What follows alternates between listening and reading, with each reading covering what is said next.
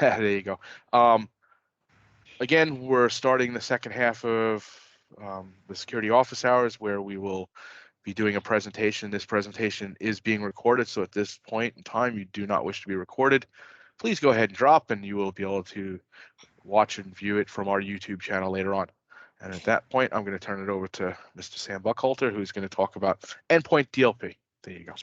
Thank you very much, Steve. Good afternoon, everyone. My name's Sam Buckhalter. I'm a senior technical specialist for Microsoft 365 compliance, and wanted to show off and talk a little bit about endpoint data loss prevention today with you.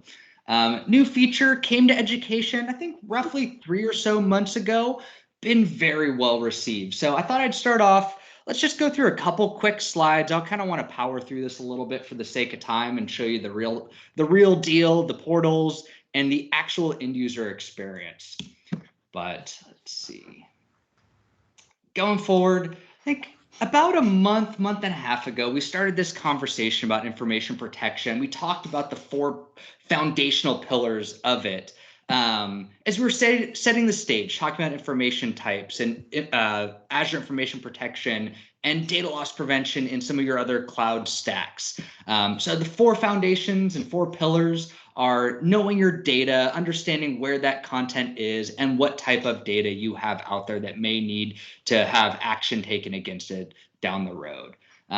Second pillar would be protecting that data, being able to apply protective actions, including things like encryption or visual markings or restrictions on who has access to something that follows that data wherever it goes, whether it's put in a public file share or copied to a USB key or is in OneDrive for Business. We also have preventing data loss. That's the foundation of preventing risky or inappropriate sharing or transferring of that data to external organizations or to people that don't have the authority to see that.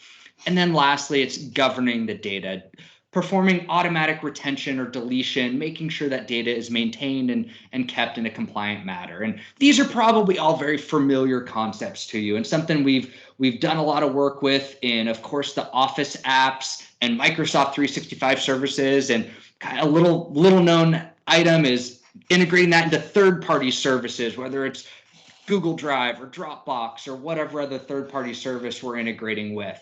But we're here today to talk a little bit about the device aspect and providing data loss prevention capability on your endpoints. So a couple key pain points for having a endpoint data loss prevention component or just managing DLP all up is having agents can be cumbersome and require resources. Anything that requires on-prem infrastructure can be difficult to manage. And as you get into some of these configurations and policies, a lot of DLP solutions can be a little heavy-handed, and it makes your users kind of figure out how to get creative to get around that if it's not set up to work well with their normal workflow. So those are just kind of a handful of the common struggles of successfully implementing your information protection and governance. With our solution, just kind of wanted to talk about a little bit of the integrations and unifications between the different flavors of DLP and Azure information protection, whether it's within Teams or Exchange or SharePoint or your endpoint protection like we'll talk about further, or your on-prem file shares or those kind of third-party apps. And where that starts off is all of this is cloud managed and delivered. We're not requiring you to deploy on-prem appliances or anything like that. So cloud managed, cloud delivered. Even if you're not doing active policies, you're still getting analytics on those devices and users that you have in your environment. We have that unified policy management. So as you're creating a DLP policy, maybe it's something you've already done within email on Exchange or in OneDrive. You want to expand those similar policies, but now apply it to devices. It's all in that same window, that same policy configuration that you're familiar with. It's just radio boxes, and I'll run you all through this in a short period of time too.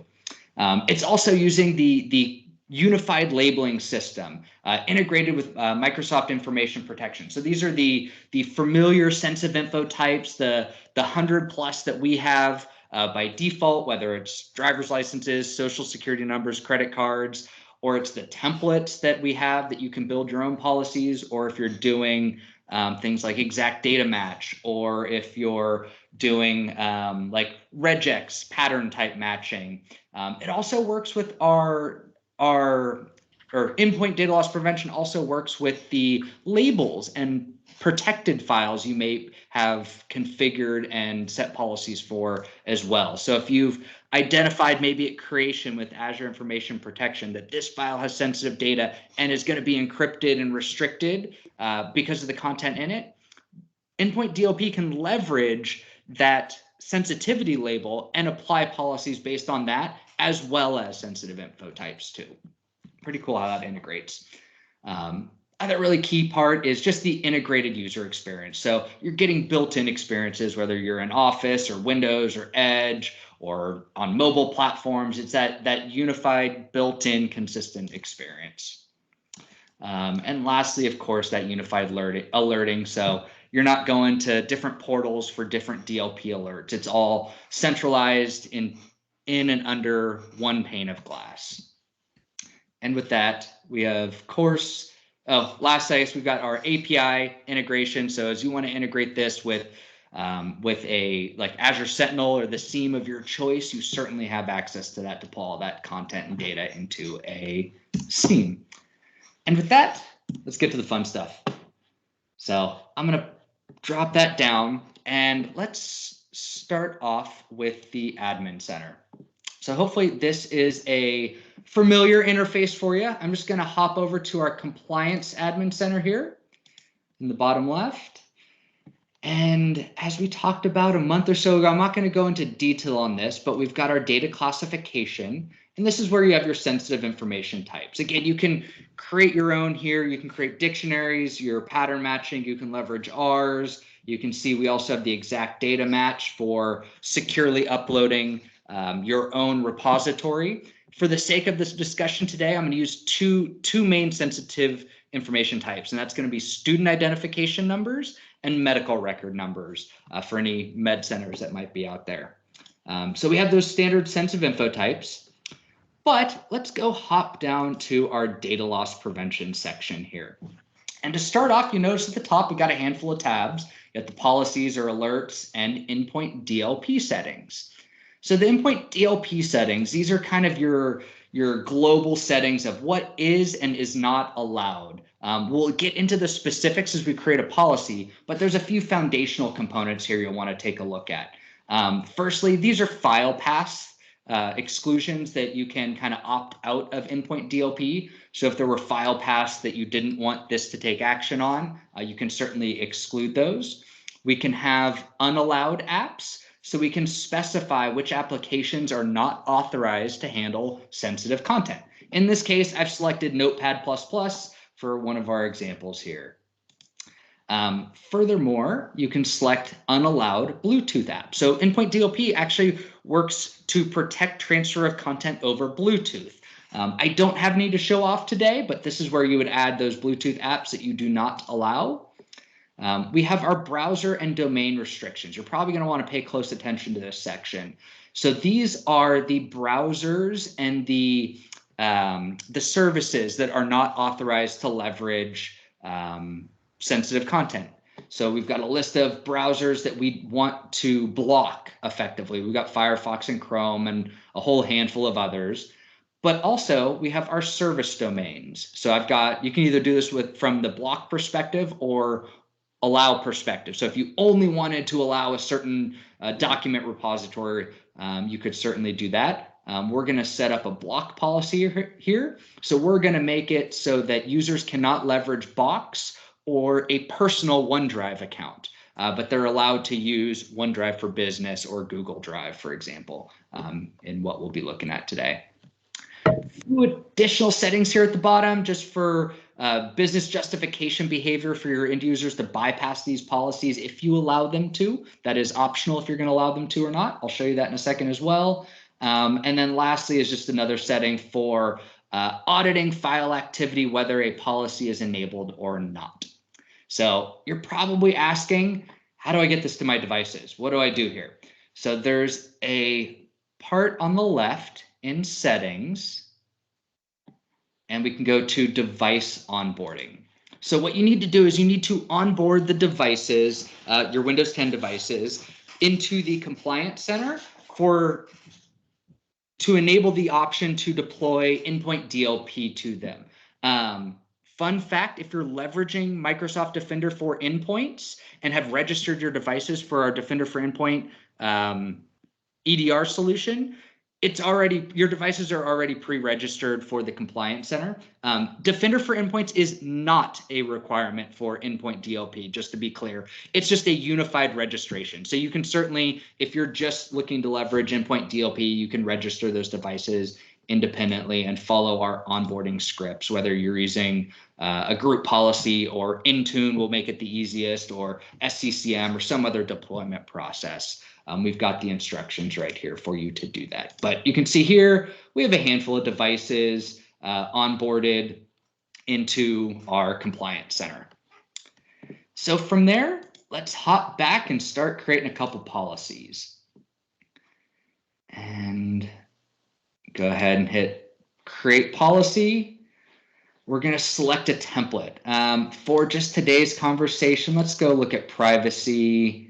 And I guess it popped up earlier. Is California here? Maybe not. We'll just do we'll do U.S. personal PII, personal identifiable information. We'll just grab that as kind of a core template. We'll call this we'll call it the Security Office Hours demo. So just give it a name, give it a description as needed. And here's that unified policy engine. We've got Exchange and SharePoint, OneDrive, things that all of you have access to and hopefully have been in to look at some of these policies.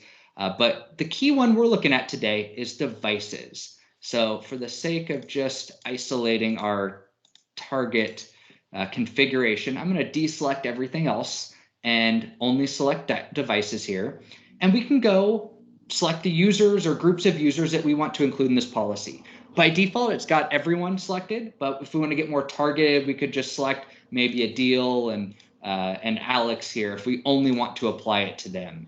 That kind of a good thing to be aware of is Endpoint DLP policies are assigned to the user, not the device. So the device is registered, that user logs in, the policy follows the user. So that's why you're seeing users here for how you're applying that policy. So we'll go next. In this case, hey Sam. Yes, sir. So there was one question in regards to the onboarding piece for devices. If there's a way to bulk onboard like hybrid join devices as an example. Yeah, I mean, your device management solution used today would be how you bulk onboard. So if that's Intune, I would leverage Intune. If it's SCCM, you can do that. GPOs or even third party, you can deploy that onboarding script in bulk with whatever device management solution you are leveraging. Awesome. Thanks. Thank you. So as we create our policies, I'm actually going to go ahead and do a customized policy here so we can get into the details of it. It's pre-selected just some default sensitive info types. I'll show you how to add more or modify those. So let's go to, we'll just grab the high volume content and I'm going to go ahead and click edit. And so here is our rule, our DLP policy rule. You can modify the name as needed. You could even start from scratch. This one, because we selected a template, we've got our US tax identifier, social security number, and passport numbers. But let's say we wanted to add another sensitive info type. We can certainly do that by just clicking add, clicking sensitive info types. And I should have some student ones in here. Let's go see what we got.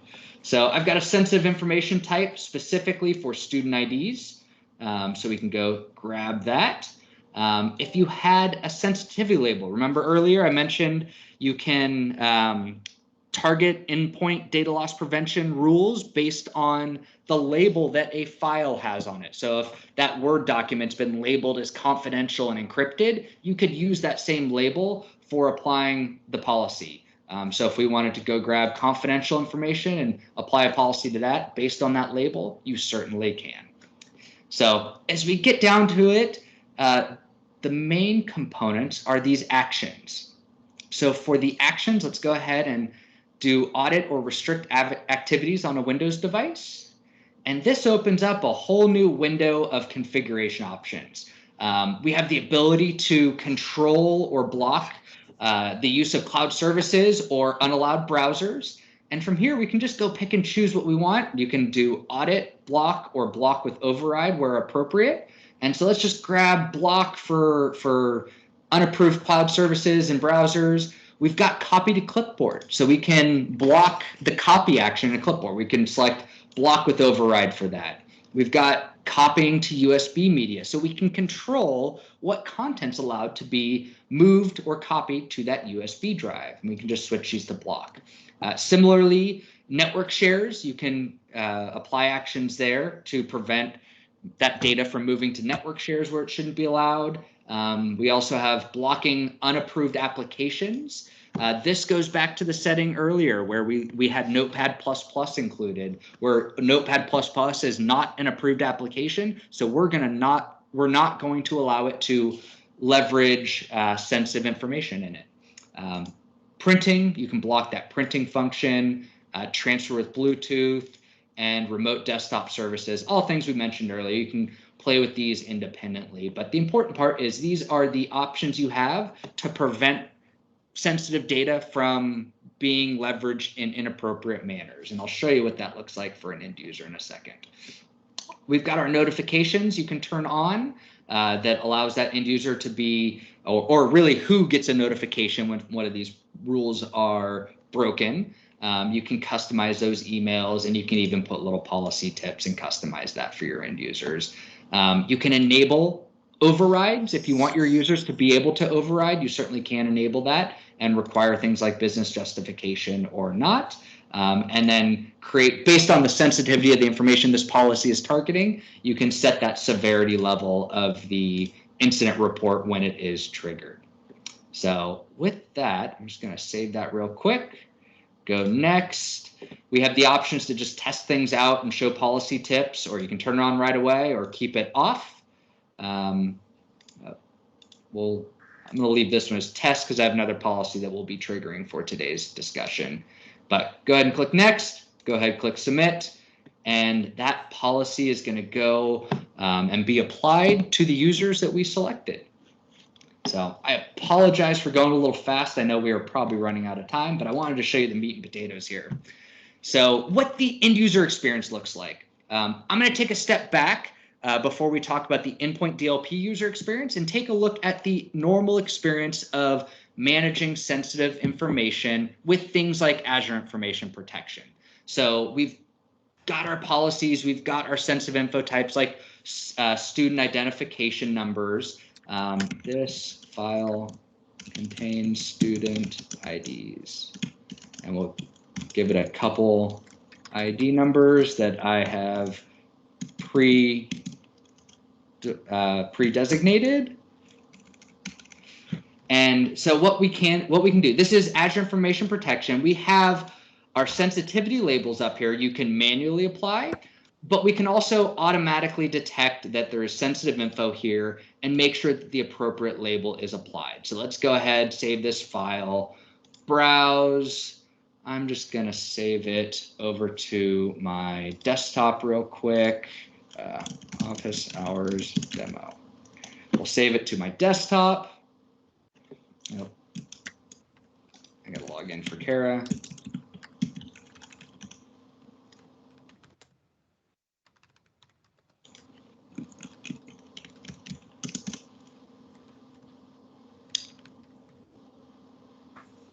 And Kara's logged in. We get the policy applied. This file has restricted permissions and is encrypted. So this file's protected. Wherever this file goes, it still maintains that encryption. You have to authenticate. You have to have permissions to access this content. What Azure Information Protection doesn't do is it doesn't prevent you from moving to a USB stick or prevent you from accidentally uploading to your personal Gmail or your personal Box account or even personal OneDrive account. It's protecting the file, so it doesn't matter that it's been kind of exfiltrated and put in personal locations because you still have to be authorized to access it, but you still are able to kind of move it about. Endpoint DLP is what is taking that to the next level and actually getting in the way and preventing that sensitive content from being moved to locations it shouldn't be allowed. So let's start off. Let's go look at some of the sensitive info types we're working with here today. We have a handful. We have our student information or a student ID PDF file. I'll just open it so everyone can see what's in there. It's very simple. It's a PDF file with a bunch of student identification numbers that we want to protect because that is sensitive info. We also have this non-sensitive info file just to show you the different behaviors. So normal text file, no sensitive information in it at all. So as Kara here is working and she has these files, they're not protected today. These are unprotected files we're talking about. And Kara's going to go log into her My Applications portal, and she's going to go to her OneDrive. And OneDrive in this instance is an approved location for this. So this is going to be allowed. But normal workflow, Kara's in her OneDrive, and she goes to upload files and folders. And we're going to go grab that student, that little student database of student IDs we had earlier. And we're going to go ahead and upload that file. And here it is. As expected, it's allowed. Now, maybe Kara's saying, I want to copy this for myself. So we're going to head over to box.com and Kara's going to log into her Box account. Get logged in real quick. And she's saying, all right, you know what? I'm going to try to take a copy of this. And so we're in Box. We're going to go click New. We'll upload a file. And we're going to grab that same exact PDF file with student IDs, and we'll go ahead, click open, and we're very quickly greeted, hey, you're not allowed to do this. Your organization doesn't allow you to upload to this location. So we've taken a file that is not protected yet. It's identified that there's student IDs in it, and we've identified that Box is not appropriate location for that content. Now, I showed you that kind of safe file that has no sensitive information earlier. So we're just going to go upload this non-sensitive file to Box, and it allows it to go through. There's nothing to worry about for that non-sensitive file. We haven't detected any alerts or any sensitive data. So we're going to let that go right through. So the end user can still manage and leverage their personal file storage, but you're still able to protect the data that's important to you. And that's so powerful to be able to do. Now, Kara might be thinking that she's extra creative, and she's going to say, all right, you know what? There's this policy. I bet this policy doesn't work on Google Chrome.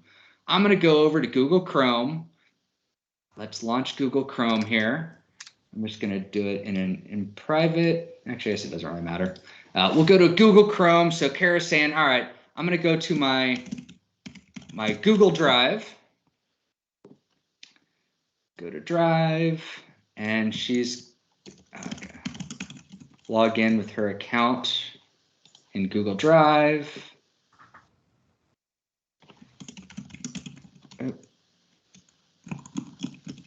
So now Kara's trying to use Google Chrome and Google Drive to get around the system.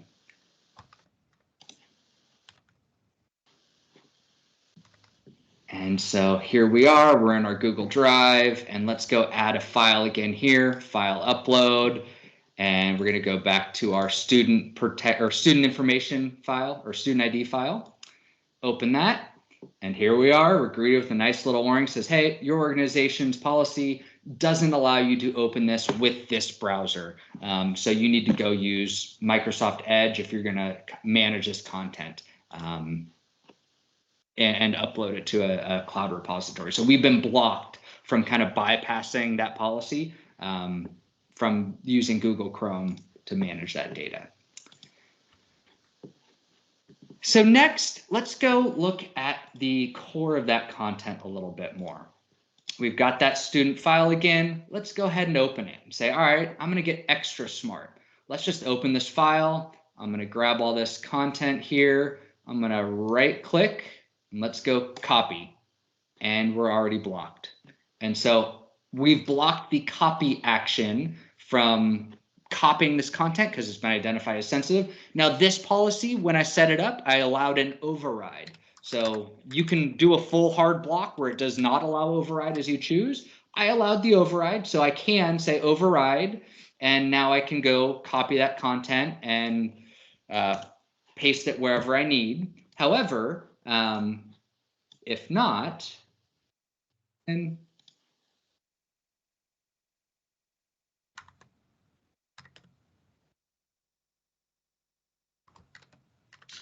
Oh, wow. Well, we had to leave on a cliffhanger. Now you all have to wait for the next session. Was it a mic drop? Yep, and he's back. I'm back. Sorry about that. I'm blaming Nick. I think he dropped me from the meeting. So I think I was talking about the copying data. So Yep. we can copy it. It's blocking it. If we didn't have the override option, we wouldn't be able to paste that anywhere. Similarly with printing. So we've got that same content. I'm going to go click print. I've got my trusty brother printer here, and we're going to go ahead and click print. And we're greeted with a, hey, this is protected content you're trying to print. You can't do it. Again, I've enabled the override. You certainly do not have to. You can do a hard block for this as well, but wanted to show you that override capability. So we've shown that. Okay, let's show USB sticks. So in this case, this is a virtual machine. It's a little bit hard to show this on a virtual machine, but I have a USB stick mounted on the host here. And so let's go on the right. Okay, so we've got USB stick on the left. We have our files on the right. And let's go grab that same student ID file. We're going to copy it. Let's go to paste it in the USB stick. And we're greeted here, hey, this isn't allowed. We're blocking it. So it won't allow me to copy that data. Even though this PDF file is not protected, it's not encrypted or anything, we've detected that information, the sensitive information, and blocked the copy action to that USB stick. Again, we have this just kind of generic text file, non-sensitive info. I can copy this. So if they had some other content that wasn't sensitive, you don't have to hinder their normal working workflow. I can copy and move that data to my USB key as expected because there's no sensitive information there. And then the last thing I think I was going to show you is we talked about approved and unapproved apps. So we've got a file here. It's a text file with medical record numbers, and we're opening it in Notepad. Notepad is an approved app in this instance. But let's say I wanted to open that in Notepad++. Let's go to Notepad++, and we're greeted with, hey, can't open that file. And we have another little pop-up here saying, hey, your organization's policy does not allow you to manage sensitive content inside Notepad++. That could be whatever other apps are approved or not approved, but using Notepad++ as an example here. So with that, that was a very fast-paced demonstration of Endpoint DLP, but hopefully you got kind of some ideas spinning on how you can leverage this and what it's capable of, because it really is getting a lot of popularity. People are very interested in this to help protect where their data is allowed to be copied to, moved to, printed from, etc. So thank you so much for joining the session today. I will be on for a little bit if there's any follow-up questions after we wrap.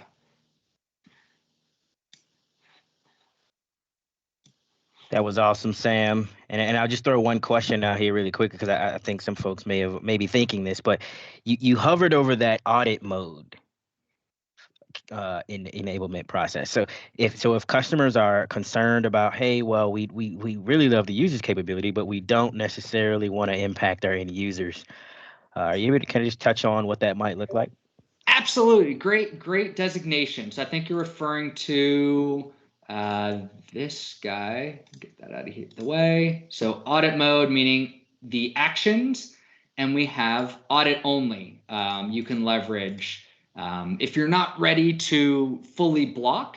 Where that becomes very powerful is when we go back to our Activity Explorer here. So this is our kind of summary of everything that happened. And when it loads here, you will see all of those actions we were just doing here on the demo. So we see files copied and created.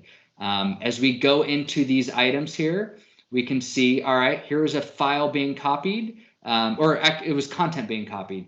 We did a warn and bypass was how that was enforced. We can go down, copied to the cloud. This was our example, copying to, let's see. This was copying to Box. So we showed the block. So that was the example from earlier. Similarly, we have audit. So here was a file action where it's just audit mode for just a file that was modified.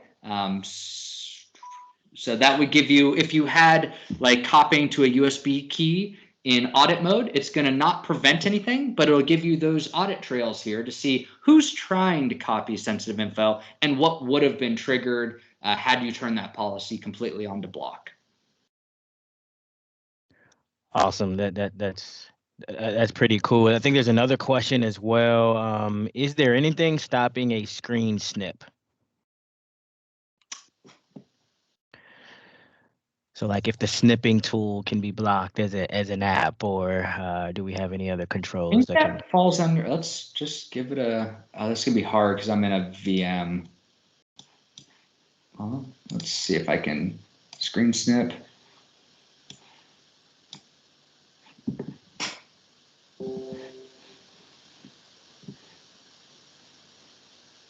I'll have to look into that. At this point, it appears maybe no, but I could be doing something wrong because I did not have that set up for this demo. So we'll have to look into that one offline.